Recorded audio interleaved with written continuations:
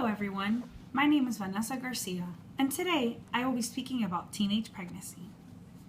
I would like to speak about how the media affects teenage pregnancy. How does the media affect teenage pregnancy? Shows like Teen Mom, The Secret Life of an American Teenager, 16 and Pregnant. These TV shows were originally created to help teens learn about what pregnancy and having a child is really like. What happened to some teenagers that saw the programs was that they started becoming pregnant as well because they started seeing it as the it thing. Some girls were getting publicity, being offered money, fame, and some even fortune. There were also movies like Juno, Riding in Cars with Boys, For Keeps, and The Pregnancy Pact. How many teen pregnancies are there in a year? 3 in 10 teen American girls will become pregnant before the age of 20. That's nearly 750,000 teen pregnancies each year. The things that the media fails to show the viewers are health risks, stillbirth, preeclampsia, diabetes, high blood pressure, premature babies, nuchal cord, and higher medical bills. I will take the time now to explain each of the bullet points. Health risks. I will speak about my personal experience. At the age of 17, I became pregnant with my son that is now 7 years old. I actually had a condition called pseudotumor cerebri, which is excess fluid in the brain and the spinal cord as well, along with papilledema is the name. I always forget the name. It's papilledema, which is an optic nerve, swelling of the optic nerve, which could lead to blindness. I had to do exams almost every week. It was MRIs, CAT scans. I started taking medication, a lot of things that put my baby at risk. And he actually came out with no health issues at all, thank goodness. But I had to go through these. I had to get my eyes dilated. A lot of scary stuff that was happening to me at the age of 17. Stillbirth. A stillbirth is when the child is born dead and it happens inside the mother's womb.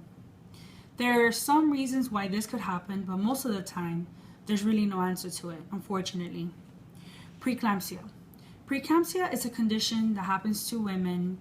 Some catch it in time where they could take medication for it, but it's caused by high blood pressure that can lead to the organs failing, and this can happen during labor and birth. And most of the time, women come out good, but other times it could be very fatal. Diabetes. It's actually called gestational diabetes because it happens during pregnancy and is due to poor dieting, a lot of hormones and different type of things. And then later on, it could lead to actual diabetes, but it usually goes away. High blood pressure. High blood pressure is caused by obesity, different type of things, hormones, and it could also be controlled with medications and be completely safe during pregnancy. Premature babies. Premature babies happens, I believe, anywhere from 6 months up until 8 months, anytime before 40 weeks. And the babies are born anywhere from less than a pound to 5 pounds.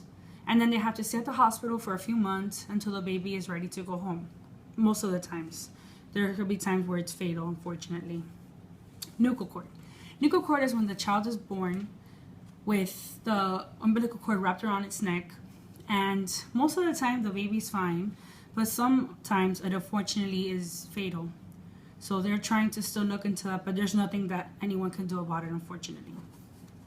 Higher medical bills. Higher medical bills, this happens because no one really has the money to pay medical bills, especially at a teenage age.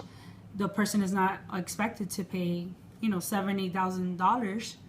And this is, you have to pay out of pocket most of the time, unless you qualify for government help, which in most cases you won't always be offered this type of help.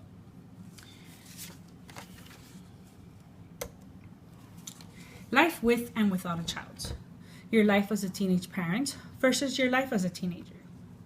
Your life will change drastically once you have a child. You will not be able to go party, go to the clubs, do a lot of the things that you're used to doing as a teenager. And this is all because once you have a child, you have to have more responsibilities. It's no longer you anymore. Now there's a child involved. More responsibilities. As I was saying, you will have to take the baby, your child to the doctor more often. Things that you were not used to doing before, now you have to do. Feeding the child, buying things for the child, everything changes. Without a child, you would be able to enjoy going to college with no worries, not many responsibilities.